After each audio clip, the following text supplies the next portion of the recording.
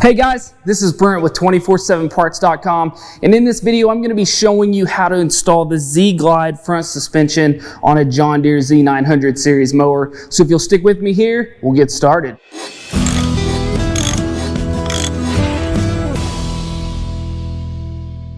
So real quick, let's go over the tools we're going to need for this installation. As you can see here, we have a floor jack and a jack stand. Then we have a ratchet with 1 7/16 inch socket. Then we'll need another ratchet with a 15/16 inch socket and a 15/16 inch wrench. Now, in your ZGlide kit, you will have an installation guide. Not going to need that if you're watching this video. Next, you're going to have a new hardware kit for your new forks. And then, of course, you will have your 2 forks for the front of your mower. First, we need to make sure that the mower is parked on a flat surface and that we do have the parking brake engaged to make sure this mower doesn't roll while we're doing the install. Now next, we'll go ahead and jack up the mower here and find a good place to put our jack stand just in case our jack were to fail. Next, we're going to pop off these top caps here. These are our dust seal caps. Just like that. Next, we're going to take our 1 7/16 socket here, get it down on the nut, and start to loosen this off.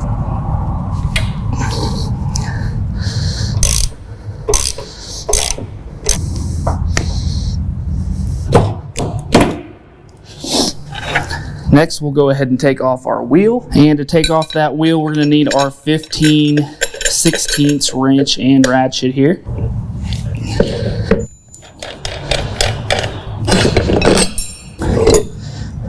All right, now once we get that wheel loose from our existing caster, we're going to want to make sure that we don't lose our caps here on the end. Also, make sure and put that existing hardware back into your existing forks.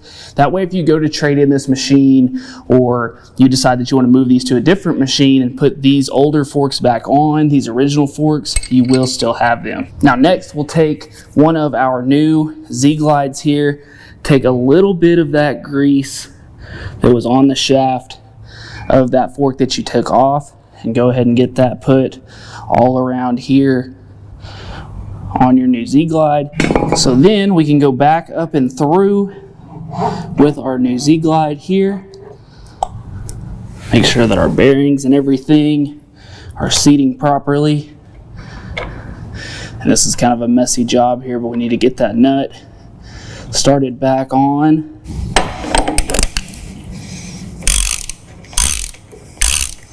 And then once you have that tight to where there's a little bit, just a little bit of friction between those two right there, we know that we are good to go. And now we can go back on with our wheel. So when going back on with your wheels, you'll notice that in the ZGlide suspension there are 2 holes. Now where we're going to want to go into is the top hole here, and the reason being is that after a while you'll notice that these ZGlides will start to break in and kind of get some wear, and so then maybe later on, to make sure you're getting the right levelness on your cut, you may want to move down to this bottom hole, but your break-in or starting position needs to be this top hole.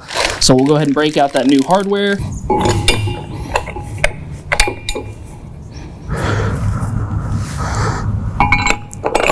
Get our tire and wheel assembly lined up here. Make sure and get all the way through the outside.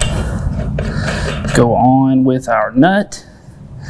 And then tighten back down with your 15/16. Make sure to get that good and snug.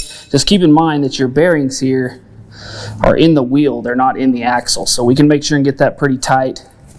You can see we've got a free spin there, and then you'll just repeat that same process on the other side.